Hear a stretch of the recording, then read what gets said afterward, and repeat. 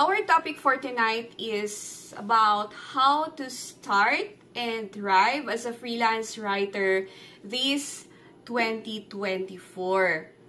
I am Charlene June Awing, also known as Mother Ant, and 10 years ago, I'm not a writer, or I can't even say that I am or I can become a writer.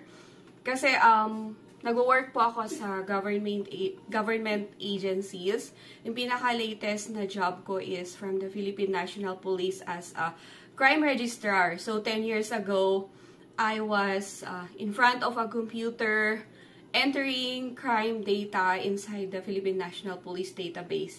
And then, not long after that, graduate po tayo. I mean, nag-resign po tayo, and then instead of mga crime details na po yung ini-enter natin sa computer, yeah, I found myself typing words to write for clients.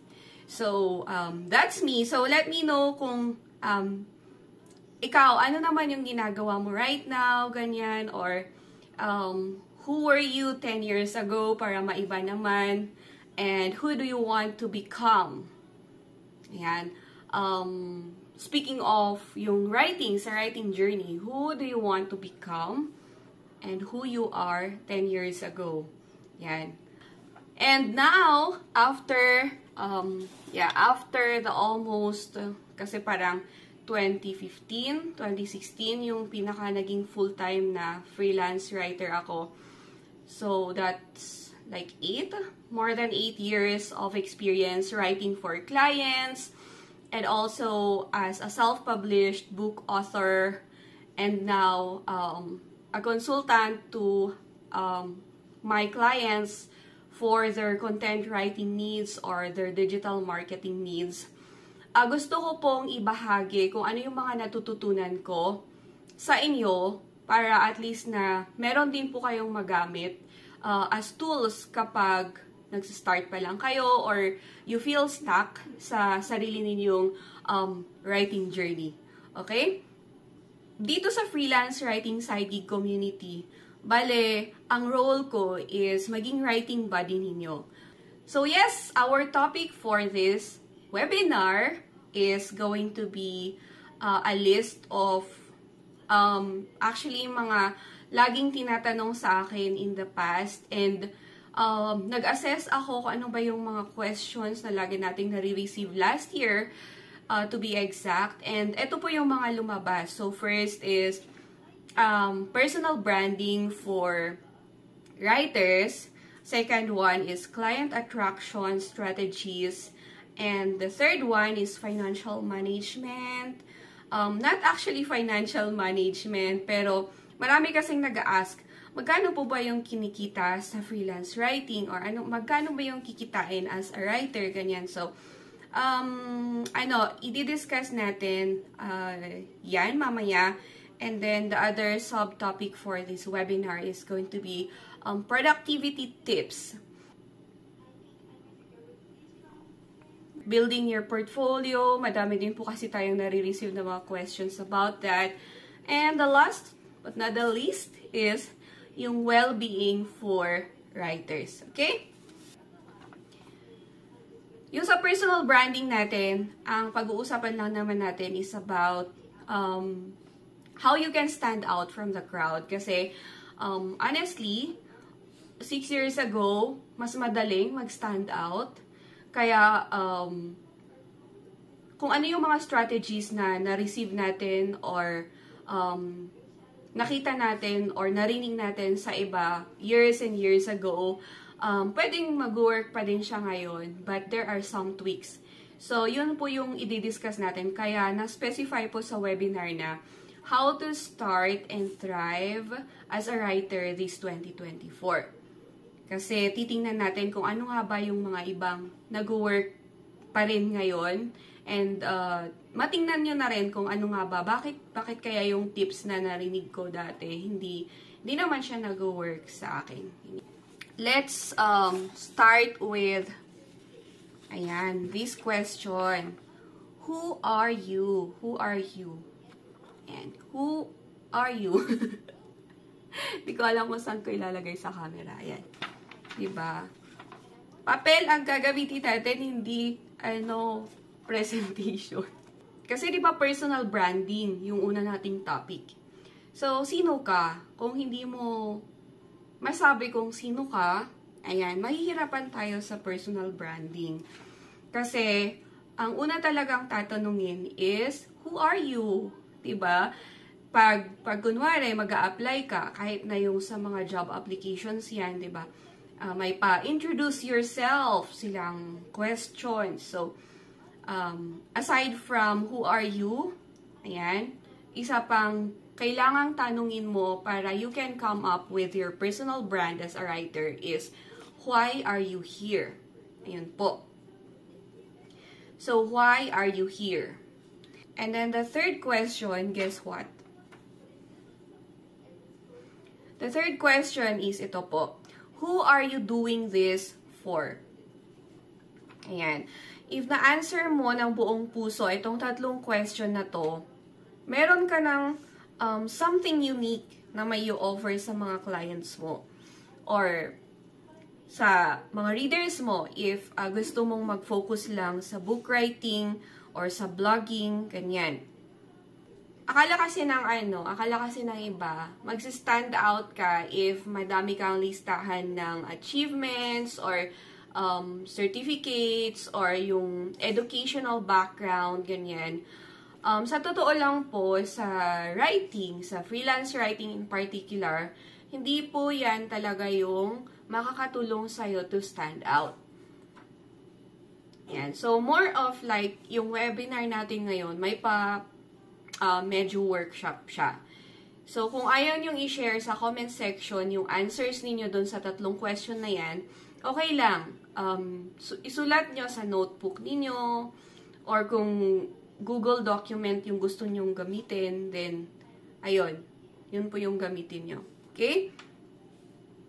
And then, sa personal branding, ayan, nag-wonder siguro kayo kasi, bakit kaya yung ibang writers, kahit na wala naman silang experience, ganyan, kahit na wala silang masyadong certificates or experiences, naka-hire pa din sila, or bakit yung ibang mga vloggers, ganyan, kahit na parang walang sense for you, at least for you, yung mga sinusulat nila, bakit ang dami pa ding nagsusulat or nagbabasa ng kanilang mga blog posts, 'di ba? So can you tell or can you share in the comment section kung sino ba yung writer or blogger or author na parang nag-i-inspire sa inyo? Si Mitch Albom naman kay Miss Madonna. Madaming nagkakagusto din kay Mitch, no? Bakit niya siya gusto? Why do you like this particular writer? Bakit, ano yung nararamdaman ninyo pag nababasa ninyo yung mga mga sinusulat nila, ganyan, or yung mga books nila, ganyan. So, who is the writer that inspires you? Yung first question, why do you like this writer? And how does this writer make you feel?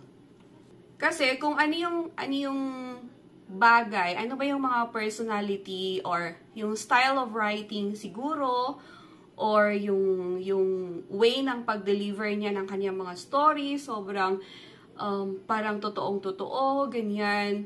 May mga writers naman na na-inspire kayo kasi ang dami na niyang nagawa, ang dami na niyang natapos na books,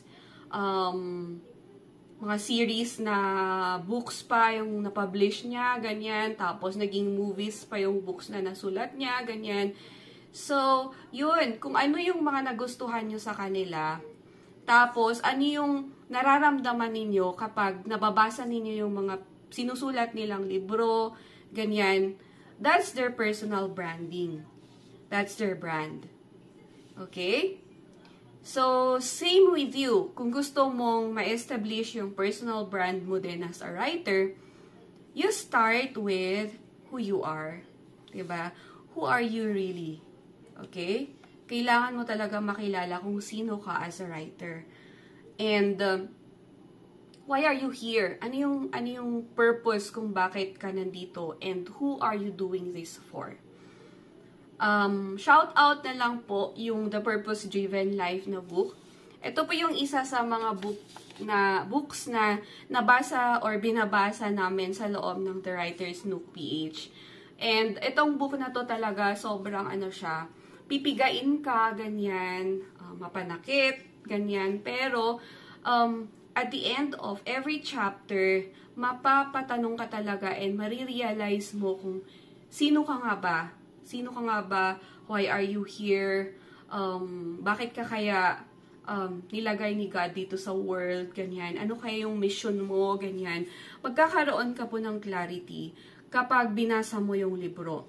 Now, ito po disclaimer lang po. Baka ang sasabihin nyo is, pag nabasa nyo siya ng once lang, ganyan, malalaman nyo na talaga kung ano yung purpose nyo. But, marami na pong nag-share ng feedback na sa unang basa nila, parang it doesn't make any sense at all. And then, sa second na pagbasa na nila, ayan, medyo mas lumalalim na, ganyan. Meron na silang naisasagot, meron na silang kasi, yung book, diba, magbibuild ka talaga ng habit na magsulat doon every single day, lalo na kung daily mo siyang babasahin per chapter. So, ang ginawa namin sa The Writer's Nook PH, we read the book as a group.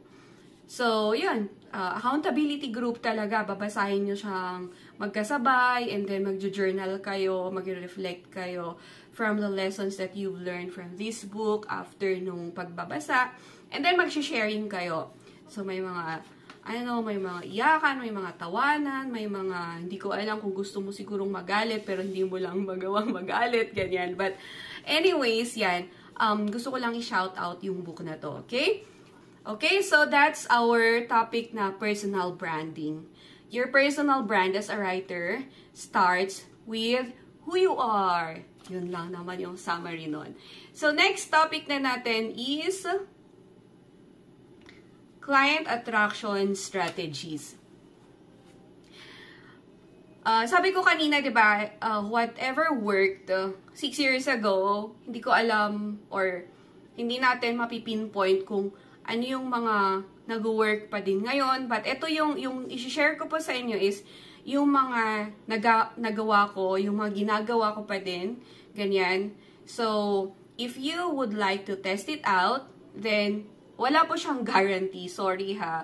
Pero kung yung ibang mga yung ibang mga writing mentors or coaches sasabihin na if you do this, may guarantee na ma-achieve mo din yung result na nakuha nila. Ako po, sorry, kasi ang sasabihin ko lang, if nag-work sa akin, i-test ninyo and tingnan ninyo kung paano nyo siya i-improve siguro, or ano man yung takeaway na makuha nyo sa mga tips na ma-share ko, you test it out. Tapos, tingnan niyo kung ano yung mag-work sa inyo. Okay? Ayan. So, gusto ko lang i-share yung story kung paano ko na-meet yung isa sa mga clients ko na hanggang ngayon, ka-work ko pa din. Since nasa client attraction tayo, no? Bale, etong isa is nakilala ko sa Upwork. So, ito talaga yung client na masasabi kong unicorn client. Kapag matagal na kayong matagal na po kayong nanonood ng webinars or nagbabasa ng mga posts ko, parang hindi lang once na na-mention ko yung unicorn client ko, but yeah, all thanks to him kasi kung bakit ako nandito sa kung saan ako ngayon. So, itong unicorn client ko, nakilala ko siya sa Upwork. Ang ginawa ko, since ito, old strategy to. Noon, diba, may nag-post siya ng job posting sa Upwork. Yun kasi yung doon, ang galawan doon is parang mag-a-apply ka ng job. So, maraming nakalista doon ng mga job posts, tapos mag-a-apply ka. Parang ganun yung mangyayari. So, nag-apply ako doon sa job post niya. Ang title noon is Online Marketing Star, diba? Ang cute. So, Online Marketing Star pala ako kasi na-hire niya ako. Anyways, yun. Nung una is, nag-calls kami, ganyan. Tapos, First pala is yung sa cover letter muna. Yung sa cover letter, naging genuine lang ako. Sinabi ko kung ano yung status ko as a writer or as a freelance writer that time. Sinabi ko na parang nagsistart pa lang ako, ganyan. Though meron na akong siguro mga 4 clients na before him. May konting experience ako. Pero yun yung minention ko sa kanya. Naging honest lang ako sa kung ano yung writing background ko. And then, yun, nagkaroon kami ng interview. Nag-call kami. Tapos, parang ang in-explain doon is, eto, maglo-launch ako ng program, ganito, tapos kailangan ko ng taong tutulong sa akin na magsulat ng copy sa mga website pages, landing pages, ganyan. Tapos, ang isa sa mga tinanong niya kasi is, are you willing to learn? Ganyan. So, syempre yes, di ba? Masagot ko is yes. Kasi totoo, gusto kong mag-learn. So, binigyan niya ako ng access sa mga courses, mga copywriting courses na meron siya. And then, meron din siyang mga courses na galing kina Dan Kennedy, ganyan. Si Dan Kennedy talaga yung strategy niya, kaya siya ang nag-stand out sa akin. Kasi yung strategy niya, yun yung pinaka-simple na nakatulong talaga sa akin para ma-help ko itong client na to. But anyways, ayun. Isa sa attraction strategy, client attraction strategy lang naman na gusto kong i-point out dito is just be honest. Hindi mo kailangang sabihin na madami akong alam, ganito, alam ko na kung paano magsulat ng landing page copy, marunong na ako magsulat ng mga content para sa website. Hindi mo kailangang sabihin yun kung hindi naman totoo. Yun lang naman yung point doon. Okay? And then, another client, ito naman is recent siya na nakilala ko. And nakilala ko siya sa LinkedIn. So, ang ginawa ko lang naman is, nag-create ako ng account sa LinkedIn. In-optimize ko yung profile ko. So, nilagay ko doon kung, syempre, real name, di ba? Yung totoong name mo talaga. So, kahit na Facebook, kung Facebook ang gagamitin mo, lagay mo yung real name mo. Tapos, lagyan mo ng picture na yung face mo talaga, hindi anime, ganon. Tapos, syempre, medyo, yung picture mo, medyo yung professional, lalo na sa LinkedIn. Okay lang sa Facebook, kasi yung culture naman sa Facebook is parang, cool lang, ganon. Pero sa LinkedIn, talagang professional dashboard. Professional platform, hindi dashboard. Pero parang ganon na din. Professional platform siya. So, gawin mo mas looking professional yung picture na ilalagay mo doon. Okay? And then, just be honest lang kung ano yung i-answer mo dun sa mga text boxes. Ayan. Tapos, kung titingnan niyo yung LinkedIn account ko actually, wala naman akong nilagay dun na work experiences or educational background or what na. Kasi wala naman talaga ako ilalagay na educational background. But anyways, yun. And then, parang nag-click lang ako ng like dun sa mga posts niya, nag-comment lang ako, ganyan. Tapos, nag-message siya sa akin, tapos sabi niya, I saw that you are doing this and that for your clients. May I know more about the coverage of your services offered, ganon. And then, yun, in-invite ko siya for a call, and then, tininan ko if talagang may need ba siya, ganyan. Tapos, kung masaserve ko, kung ano yung kailangan niya. And then, up until now, client ko pa din siya. Tapos, ito yung malupit.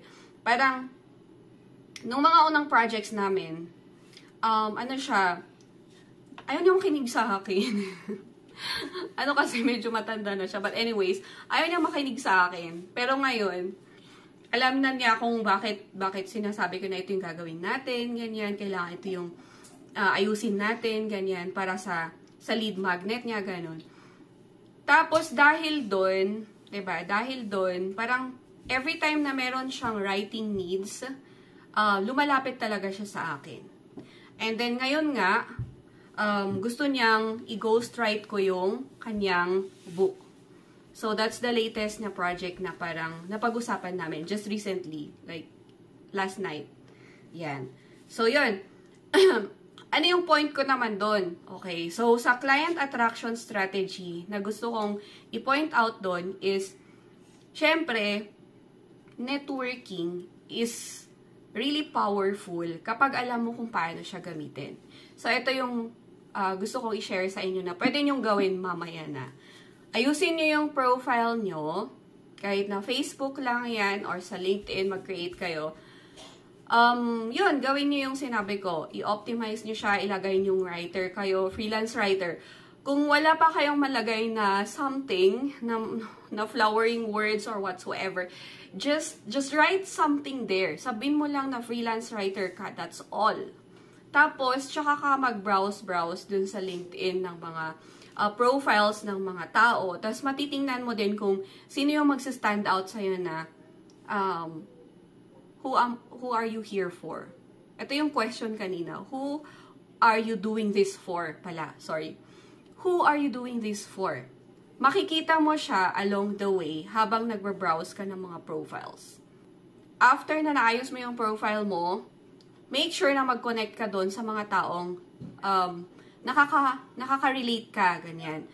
Kahit paano yan, kahit mga freelance writers din, makipag-connect ka sa kanila kasi makikita mo ano ba yung mga activities na ginagawa nila, tapos baka pwede mo ding pwede mo ding gayahin or mag-reach out ka doon sa freelance writer, mag-ask ka sa kanya ng tips, di ba?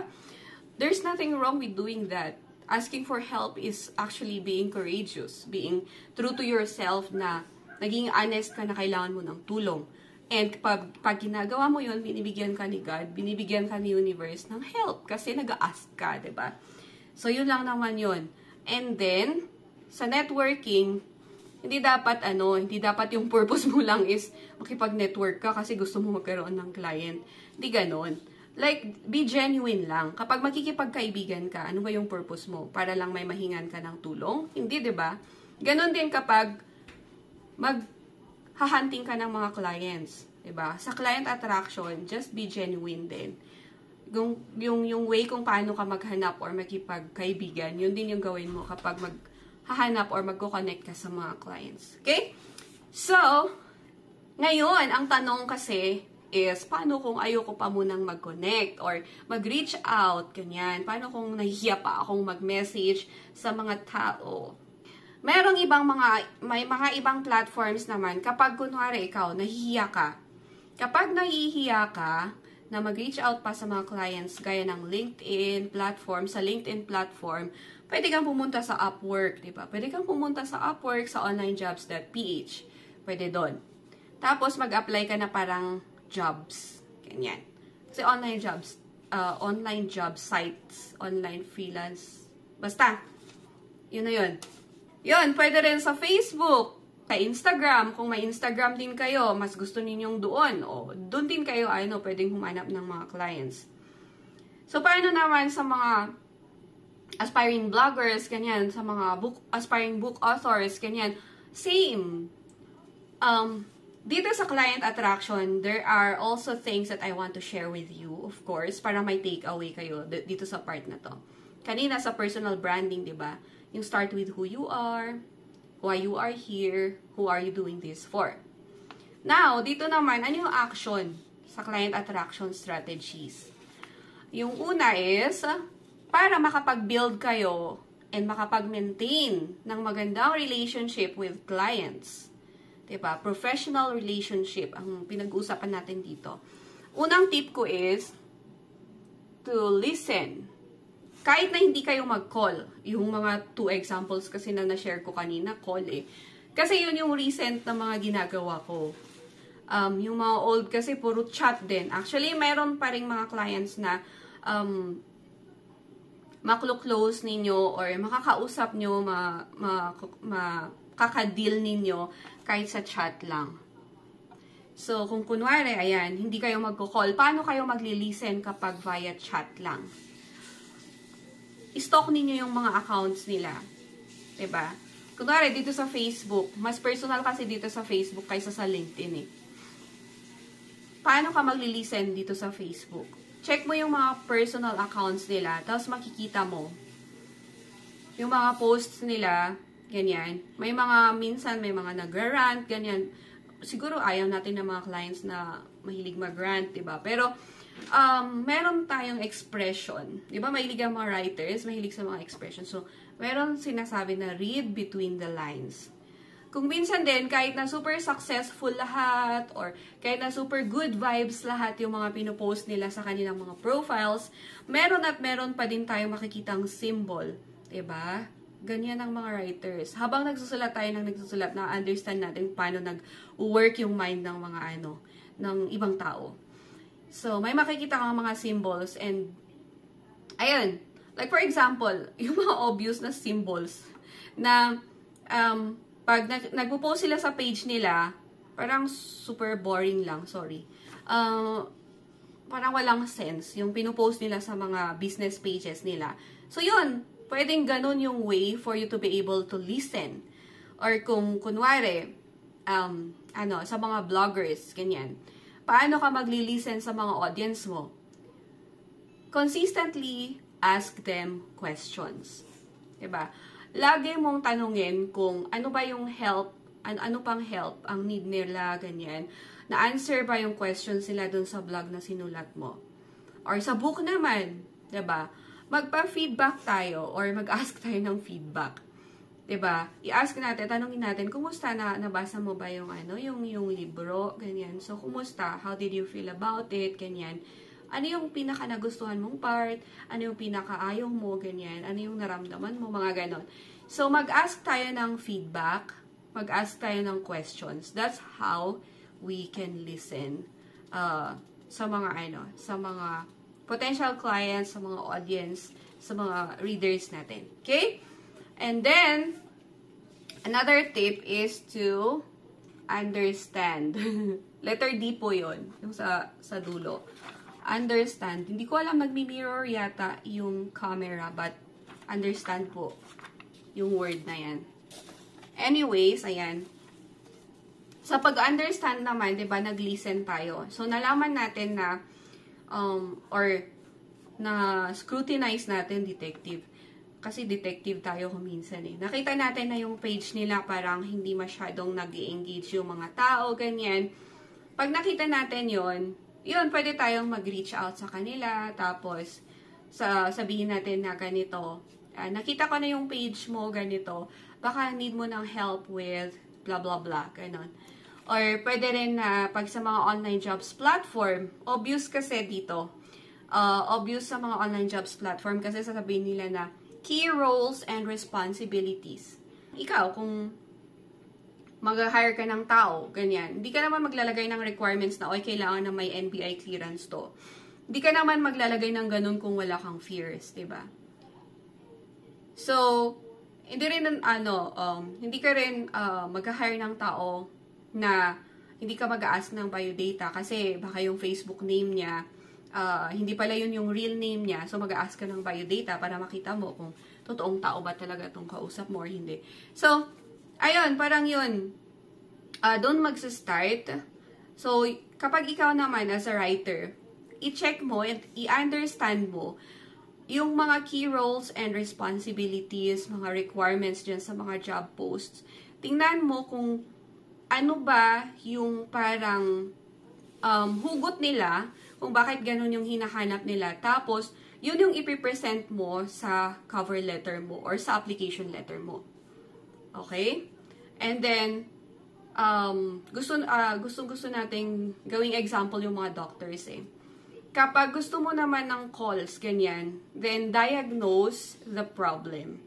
Like, for example, pag nag-post silang ganyan, diba, na job vacancy, we need a content writer or copywriter for this, blah, blah, blah. Ganon. Tapos nag-calls kayo, mag-ask kayo ng mga questions na mas ma-understand ninyo kung ano ba, saan ba pinagagalingan ng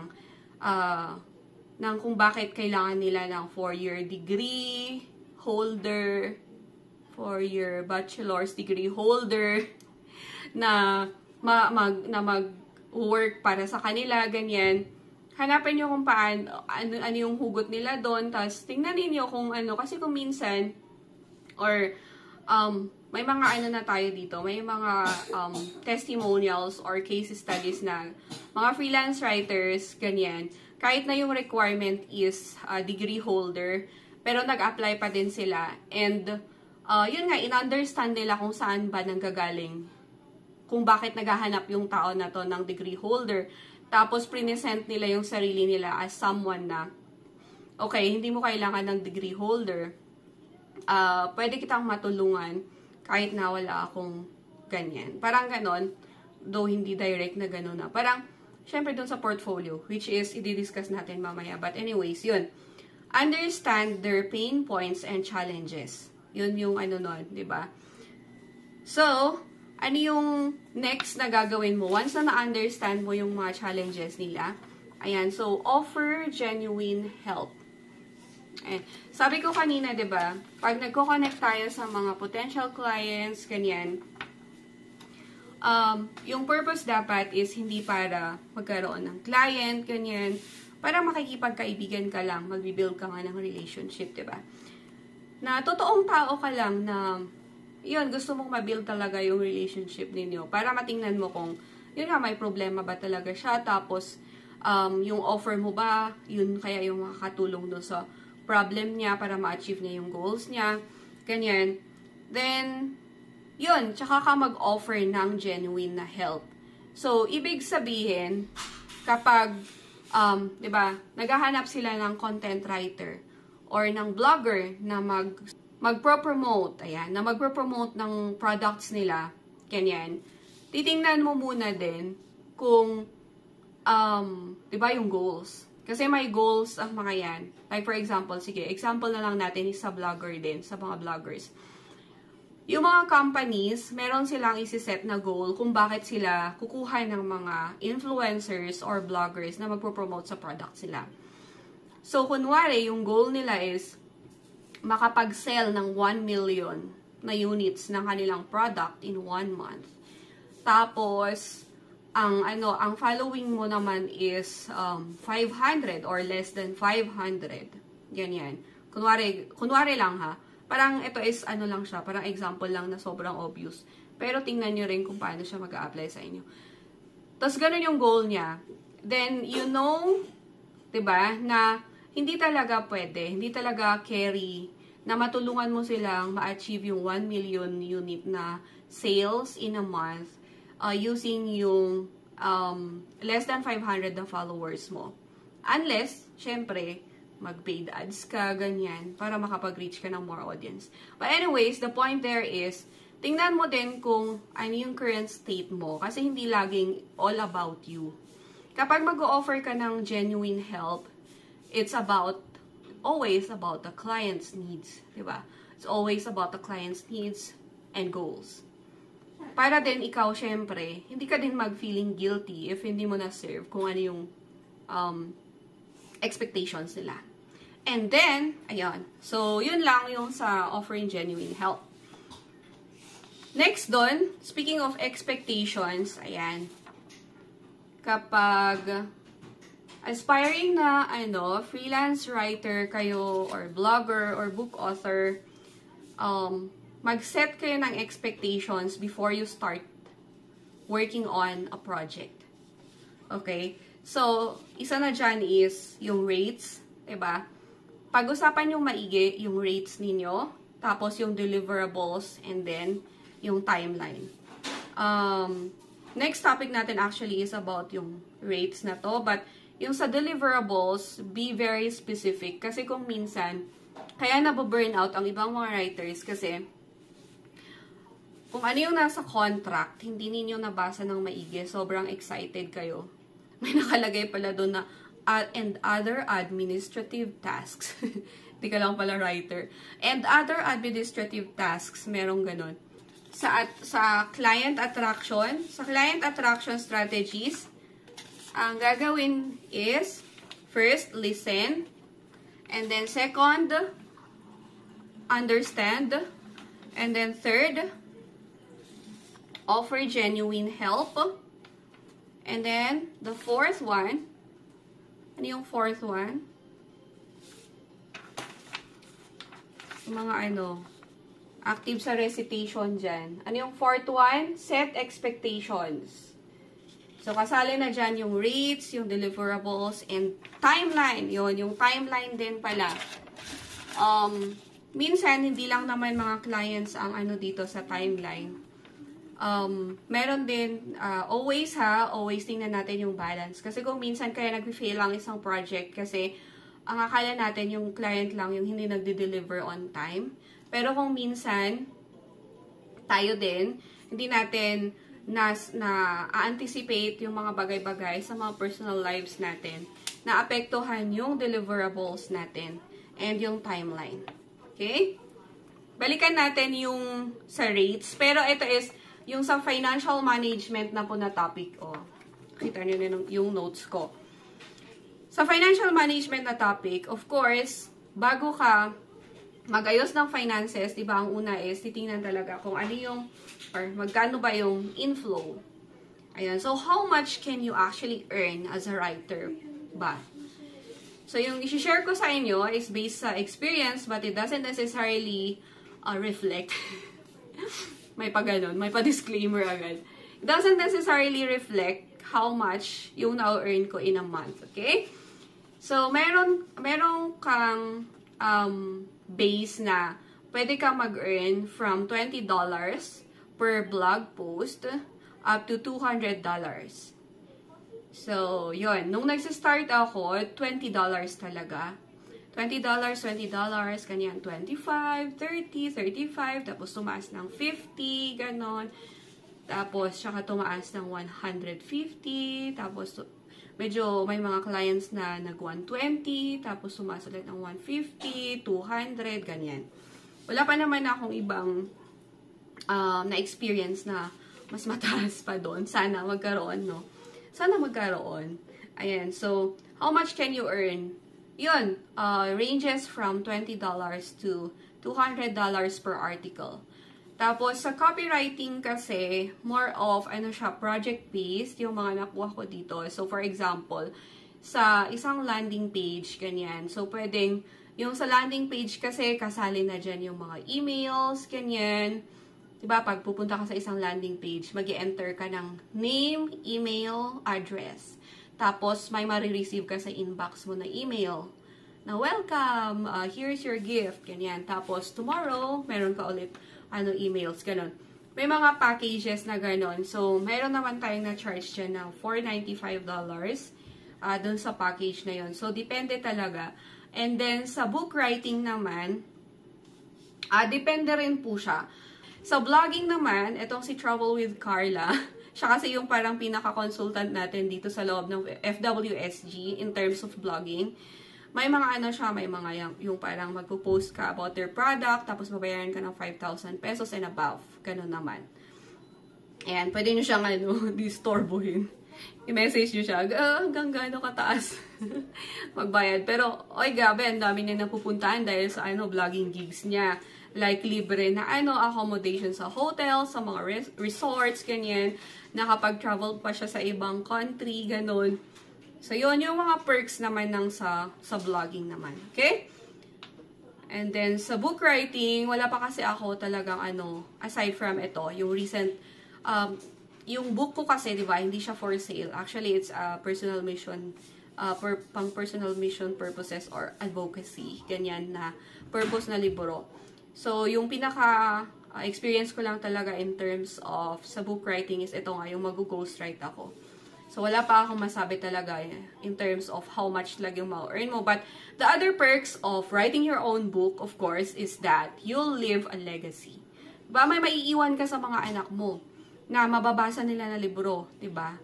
Na sinulat mo mismo, ikaw, nanay nila, diba? Nakaka-proud yun actually. Tapos, kapag ikaw gusto mo ding mag-stand out, sa isang niche or sa isang industry. Tapos meron kang libro, napakalaking bagay. Kasi parang yan yung magiging credential. Tama ba? Yeah. Parang yan yung pinaka-diploma mo kapag gusto mo mag-stand out sa isang industry. Tapos tawagin kang maging speaker, guest speaker, keynote speaker, motivational speaker, or basta speaker. Ganon. Okay? So, yon. And then, of course, sa financial management, ayan, gusto ko lang pong i-share din na yung pag-set ng rates, merong actually na-publish si freelance Freelance Writers Guild of the Philippines ba yun? Basta, may freelance writing page na nag-publish ng parang standard rates. Pwede kayong mag-start doon sa kung ano yung mga naset nila na rates doon. Pero, ayun, isa sa mga ways for me to be able to set my own rates is yung scope ng project, ganyan, number 1 scope ng project, yung gaano kabilis, parang yung sa timeline, baka rush yan, ganyan. Tapos yung confidence level mo sa pag-deliver, ganyan. Tapos, yung budget ng client, kung minsan, kino-consider ko din talaga yan. Kasi kung minsan may client na gustong-gusto ko talaga maka-work, tapos tatanungin ko yung budget, ganyan. Kung pasok naman talaga din siya sa din, yes, diba? Isa to sa mga mistakes ko in the past, na alam nyo yun, yung parang may mga times kasi na ang bilis-bilis ng pasok ng pera sa freelance writing. Tapos may mga times din na wala talaga, as in, ganon. Diba? Taas, baba, bagsak, as in, bagsak, tapos sa taas, tapos babagsak. Work in progress ako dito. But if you are looking at how you can be able to make writing as a sustainable income source, then you religiously save a portion of your income. Ayan, flex ko na lang din po yung libro na binabasa namin sa loob ng The Writers 2 PH. After nung The Purpose Driven Life, sinimulan na po namin yung Richest Man in Babylon. And sobrang grabe. Grabe yung din doon, yung lessons doon. But one of the biggest lessons talaga na na-share doon is pay yourself first. Hindi yung pay yourself first na magpapasalon ka or bibili ka ng milk tea, ganyan. Hindi po yun yung ibig sabihin ng pay yourself first. Pay yourself first, ibig sabihin po dun sa Richest Man in Babylon is you invest or save a portion of your income kasi yun yung babayad mo sa sarili mo. Okay? Hindi na po natin kakalkalin kung gaano kalawak ang ibig sabihin yan, but yun lang. Yung religiously build a habit of saving and then do it religiously. Yun pala yun. Yun yung parang gusto ko lang i-share sa inyo. Nasabi ko nga work in progress ako. Hindi pa ako masters doon. But share ko na lang din kasi baka biglang bukas may mag-hire sa inyo $200 tapos after that nagastos niyo lahat, ganun. Okay? So yun. Next topic natin. Okay, dito naman sa productivity. Ito yung yung biggest line na sinasabi ko sa sarili ko noon. Na wala akong time, di ba? Wala akong time para gawin yan, wala akong time para gawin yon, gano'n. So, ito, related din to dun sa number 1 topic natin, okay? You don't actually lack time to write. Ulitin ko. You don't lack time to write. That's the reality.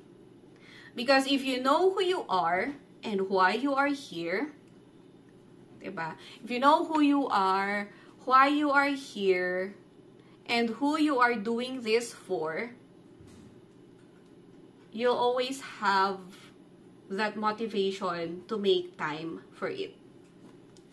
Okay, so, bakit yun yung sinasabi ko dito sa productivity tips? Kasi, ang dami-dami ko na nakikitang, karamihan sa atin dito actually sa group, ang dami kong nare-receive ng messages na hindi na ako tutuloy MA kasi busy ako. Hindi na ako tutuloy kasi ganito. And I understand that. Diba? Lahat tayo busy. Lahat tayo may mga ibang ginagawa aside from writing. Sino ba kasi ang gustong magsulat ng buong araw, diba?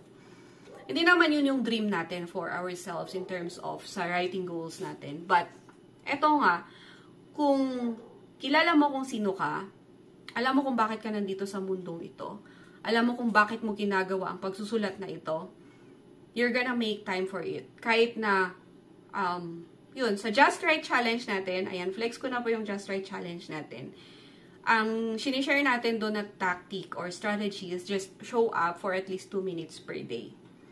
Once na nag-show up ka doon sa 2 minutes na yun to write, the ball starts rolling. I promise you. Okay? Eto, kung hindi nyo pa kasi, parang, di ba, kunwari, hindi nyo pa talaga makapa, ano ba talaga ang purpose ko? I can't blame you, and don't blame yourself, and don't hammer yourself like, bakit hindi ko pa alam kung anong purpose ko dito sa mundong ito. Huwag niyong awayin yung sarili niyo. Just be gentle. Just go with the flow. Ayan, kausapin mo maigi yung sarili mo para malaman mo kung ano yung purpose mo. But, eto, baka maka-help to sa inyo while you are receiving kung ano yung answer ni God or ng universe, kung sino ka ba talaga, ano yung purpose mo dito, ano yung mission mo, bakit ka pabuhay, ganyan, and who are the people na parang inaantay ka, na gustong mabuhay ka pa, ganyan, bakit, mga ganon. Okay? You start with making an inventory of the things that you are doing every single day. Tapos, lagyan mo ng time. Ginawa ko to noon. Instead of planning my day, ang ginawa ko, sinulat ko ng sinulat kung ano yung mga ginagawa ko after na ginawa ko siya. Parang, kunwari, kung nagtupi ako ng damit. Tapos, nagawa ko siya ng 15 minutes. Yan. Or 30 minutes kasi nanood pa ako ng TV, ganun. So, ginawa ko to mga 4 years ago or 5 years ago. I don't remember na. But, yun, kasi parang, yun nga yung isa sa mga, ano ko din eh, yung mga iniisip ko din na bakit, ang dami kong gustong gawin pero hindi ko siya magawa, parang ganun. And then, nag-inventory ako kung ano yung mga ginagawa ko. Tapos yun, lumabas na, dami kong oras manood ng CSI. Diba? Yun lang naman. So, declutter. You declutter. Mag-inventory ka kung ano yung mga tasks na ginagawa mo every single day. Tapos, makikita mo, ito ba, align ba siya sa kung sino ako, kung bakit ako nandito sa mundong ito, ganyan. Ito ba, nakakatulong ba siya sa pag-deliver ko dun sa mga taong kung bakit ako nandito, ganyan, who am I doing this for, ganon. So, those questions, those things na, kasi nag-inventory ka, diba? Kung ano yung nandun sa list mo, na parang hindi talaga siya relevant, baka pwede mong ipakausap, i-negotiate sa sarili mo, renegotiate, diba? Kunwari, yung panonood ka ng CSI, imbes na 2 hours yan, baka pwede bang 1 hour na lang? Para yung 1 hour sa pagsusulat, ganun. Diba? So, mga ganong negotiation. Kasi hindi naman pwede i-deprive mo din yung sarili mo talaga ng mga, yung sa mga bagay na gusto mong gawin din for leisure purposes or pang self-care, diba? Which is our last topic mamaya. Yun. So, yun. Dito sa productivity, yun yung action na gusto kong i-challenge sa inyo. If you wanna do that, ayan, if you want to start to decluttering, kung ano yung mga tasks na parang hindi nagme-make sense, hindi siya aligned sa who you are, why you are here, and who are you doing this for, then, start decluttering, diba? Minsan din, yung i-declutter natin, yung overthinking. Kasi nakaka-waste din siya ng time. Diba? Baka yun yung i-declutter mo. Diba? Yan. So, type D, if you are on a mission to do some sort of decluttering. Yan. Okay? Second to the last topic natin, yung portfolio building. Ito pa naman yung nakita kong madaming nag-comment na gusto. Ayan, kaya pala, nag-stay pa rin kayo kasi inaantay ninyo yung portfolio building. Okay, so may nag-letter D. Alright. Thank you. Ayan, sa portfolio building naman, ito. Kasi parang ito yung gagawin natin sa Just Right Challenge. Diba? Yung sa Just Right Challenge natin, 30 days of writing. So, ewan ko na lang kung sa 30 days na pag-show up mo, hindi ka pa makapag-build ng portfolio. Kasi ito, kahit na hindi ka mag-join ng Just Right din, pwede mo itong magawa actually. Bibigyan na kita ng action to take. Find a test project or client. Find a test project / client. Portfolio building. So, it's pwedeng freelance writer ka, pwedeng blogger ka, pwedeng aspiring book author, ganyan. So, sa freelance writing, maghanap ka ng test client na pwede kang magsulat para sa kanya. Tapos, ilalagay mo yung nasulat mo na content na yon or email or copy or social media post. Tapos, syempre, dapat yung nakikita mo, yung titingnan mo kasi na client is yung parang may stable na na blog site, ganyan, or social media page, or yung meron na talagang email list, tapos magsulat ka ng blogs para sa kanya. Tapos pag na-publish yun, kunin mo yung link, tapos part of your portfolio. Parang ganon. Pwede rin magsulat ka ng kapag vlogger ka, ganyan. Magsulat ka lang ng review. I-review mo lang yung kinain mo or pinagkainan nyo ng family mo last Sunday. 'Di ba? I-review mo yung cafe, ganyan.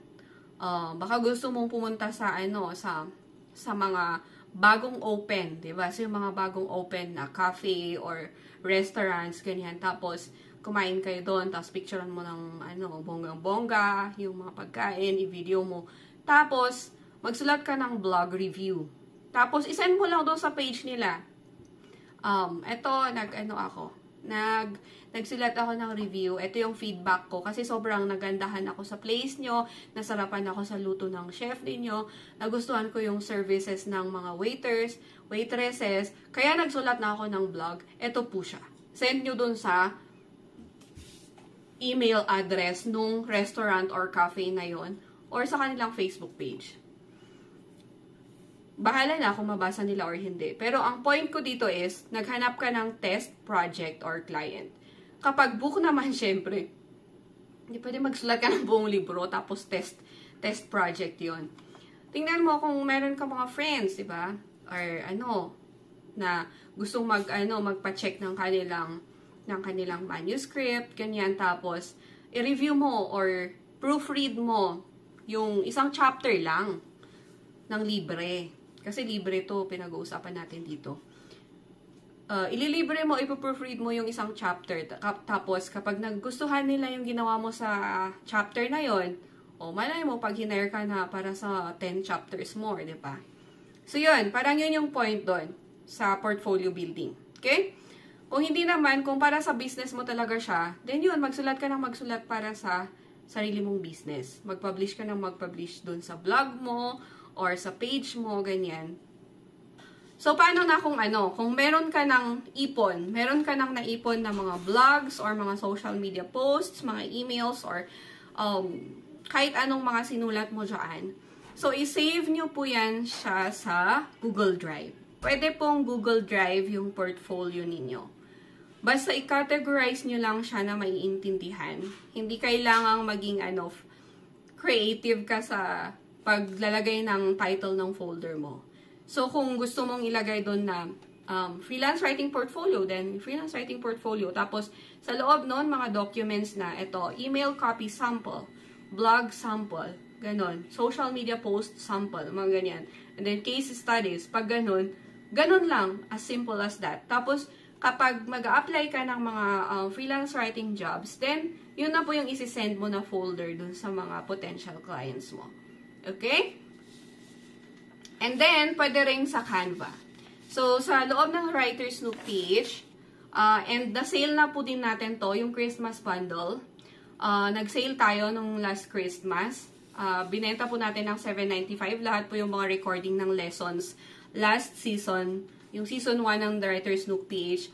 Meron po doong training ng how to create your portfolio, na pwede kahit na beginner ka pa lang, ganyan. Tapos, nasa Canva lang po siya. And, na-mention ko din po dun sa training na yun, yung sa Google Drive. And, na-demonstrate ko kung paano nila gawin. So, yun. If want nyo po ng access dun sa sa season 1 na bundle, tapos na po yung Christmas sale. But yeah, it's only worth $1,499. Diba? Napaka-affordable po niya. Ang dami pong mga lessons doon. Aside from yung sa building your own writer's portfolio, meron din po tayong ibang mga lessons na nakapaloob doon. If you want to know more details, then just let me know.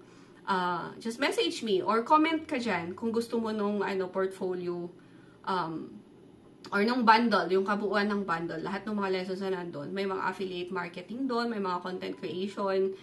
Ayan. And then, dito naman sa well-being. Ano yung kaya mo? Ano yung kaya ng energy levels mo? Ganyan. Diba? Physical health, mental health, spiritual health. Kailangan po nakabalance yan lagi. Siyempre, kasali na din yan yung, yung sa financial health, relationships, ganyan, and others. So, sa well-being, di ba, isa sa mga ina-advocate din natin po dito sa loob ng freelance writing side gig community is to take a pause whenever na alam mo, kasi ikaw ang mas nakakakilala sa body mo, di ba? Kung alam mong kailangan mong mag-pause, okay lang po yan. Hindi mo kailangan maging active every single day or every single month, ganyan. Kung talagang kailangan mong mag-take a pause, then take a pause. Okay? So, ayan. Meron po ako ditong gustong i-point out lang na baka gusto nyong i-add on as part of your routine to help you take care of your well-being.